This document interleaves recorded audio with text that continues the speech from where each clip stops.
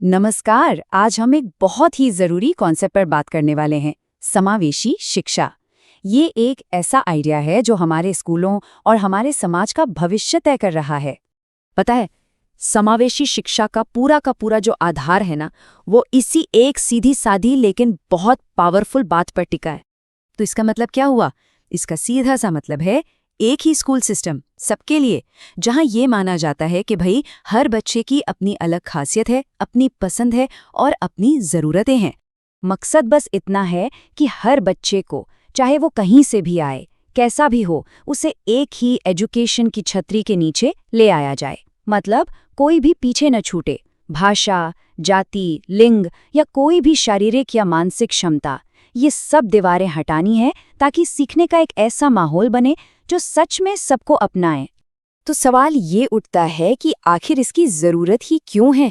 मतलब ये बदलाव इतना ज़रूरी क्यों है? चलिए इसके फ़ायदों को ज़रा समझते हैं। देखिए, सबसे पहला और शायद सबसे बड़ा फ़ायदा है मेंटल ग्रोथ, यानी मानसिक विकास।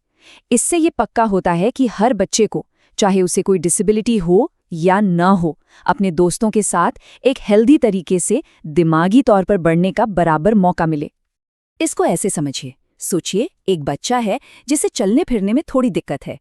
जब वो अपने मोहल्ले के दूसरे बच्चों के साथ खेलता है तो वो सिर्फ खेल नहीं रहा होता, वो सीख रहा होता है, चीज़ों को अपना रहा होता है, और सबसे ज़रूरी बात, वो उस हीन भावना से बच जाता है जो अकेलेपन से आती है। इससे उसका कॉन्फिडेंस बढ़ता है और वो समाज से जुड़ पाता है। अगला फायदा है सोशल इंटीग्रेशन, मतलब समाज में घुलना मिलना, और ये इसमें बहुत बड़ी मदद करती है, समाज को और मजबूत बनाती है।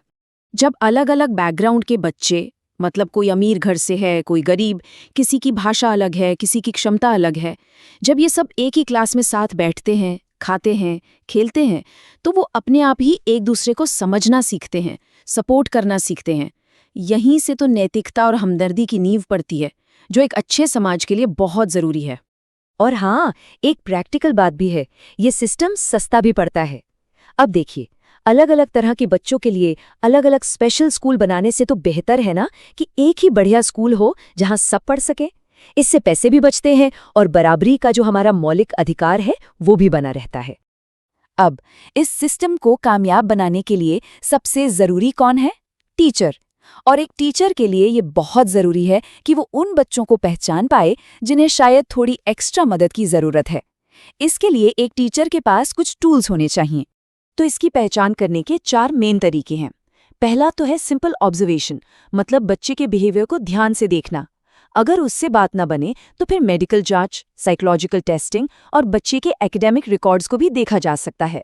ठीक है, तो अब जब पहचान की बात हो ही रही है तो ये भी समझ लेते हैं कि एक टीचर को क्लास में किस किस तरह की अलग अलग ज़रूरतों वाले बच्चे मिल सकते हैं। इस विविधता को समझना बहुत ज़रूरी है। मोटे तौर पर देखें तो इन ज़रूरतों को हम 4 कैटेगरीज में बांट सकते हैं। पहली है शारीरिक यानी फिजिकल, दूसरी बौद्धिक यानी इंटेलेक्चुअल, तीसरी सामाजिक या सोशल, और चौथी है बहुविकार मतलब मल्टीपल डिसऑर्डर्स। अब इन कैटेगरीज के अंदर भी कई तरह की चीज़ें आती हैं। जैसे फिजिकल में हड्डी, सुनने, देखने या बोलने में दिक्कत हो सकती है। इंटेलेक्चुअल में कुछ बच्चे बहुत ज़्यादा टैलेंटेड यानी गिफ्टेड हो सकते हैं, तो कुछ को सीखने में थोड़ी ज़्यादा मेहनत लगती है। और सोशल कैटेगरी में वो बच्चे आते हैं जिन्हें एडजस्ट करने में दिक्कत होती है या जिन्हें ADHD जैसी कोई कंडीशन है। अब जो मल्टी डिसऑर्डर वाली कैटेगरी है, उसमें एक बहुत ही कॉमन कंडीशन है डिसलेक्सिया। ये पढ़ने से जुड़ी एक लर्निंग डिसेबिलिटी है। इसमें होता क्या है कि दिमाग अक्षरों और शब्दों को थोड़ा अलग तरीके से प्रोसेस करता है, जैसे बी शायद डी जैसा दिखे या वॉज को 100 पढ़ लिया जाए। हाँ बिल्कुल, फिल्म तारे ज़मीं पर इसी कंडीशन को बहुत ही अच्छे तरीके से दिखाया गया था। उस फिल्म ने इस बारे में बहुत जागरूकता फैलाई थी। अच्छा, डिसलेक्सिया की ही तरह एक और कंडीशन है डिसग्राफिया। इसमें लिखने में दिक्कत होती है, मतलब स्पेलिंग, ग्रामर और हैंडराइटिंग में प्रॉब्लम आ सकती है। और इसी लिस्ट में है डिसकैल्कुलिया। कैलकुलर शब्द से ही आप अंदाज़ा लगा सकते हैं कि ये मैथ से जुड़ा है। इसमें बच्चों को कैलकुलेशन करने और नंबर्स को समझने में मुश्किल होती है। एक और बहुत ज़रूरी कंडीशन है ऑटिज्म।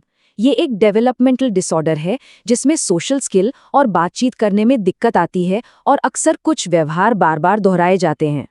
इसका एक बहुत ही जाना माना उदाहरण है film my name is Khan में शाहरुख खान का किरदार। उस किरदार से लोगों को ऑटिज्म को समझने में काफी मदद मिली। फिर आता है सेरिब्रल पाल्सी। ये एक मोटर डिसऑर्डर है, मतलब इसका असर शरीर की मूवमेंट, मसल्स और पोस्चर पर पड़ता है। ये किसी में बहुत हल्का हो सकता है तो किसी में काफी गंभीर। और इसके बावजूद लोग क्या कुछ हासिल नहीं कर सकते। महान साइंटिस्ट स्टीवन हॉकिंग्स इसका सबसे बड़ा उदाहरण है। और याद है फिल्म ज़ीरो में अनुष्का शर्मा का किरदार, वो भी दिखाता है कि इस कंडीशन के साथ भी क्या कमाल की क्षमताएं हो सकती हैं। तो देखिए, इन सब चीज़ों को समझना सिर्फ एक साइकोलॉजिस्ट का काम नहीं है। एक टीचर के लिए ये जानना बेहद ज़रूरी है, क्योंकि एक टीचर का सही डायग्नोसिस, मतलब बच्चे की ज़रूरत को सही से समझना, किसी की ज़िंदगी बना सकता है। और वहीं एक गलत पहचान या नज़रअंदाजी किसी की ज़िंदगी बर्बाद भी कर सकती है। तो आखिर में बात घूम फिर कर टीचर पर ही आती है। समावेशी शिक्षा की कामयाबी पूरी तरह से एक समझदार, जानकार और दयालु टीचर पर ही टिकी है। और ये हमें एक बहुत बड़े सवाल पे लाकर छोड़ देता है कि एक टीचर के तौर पर हर एक बच्चे का विकास कैसे सुनिश्चित किया जाए।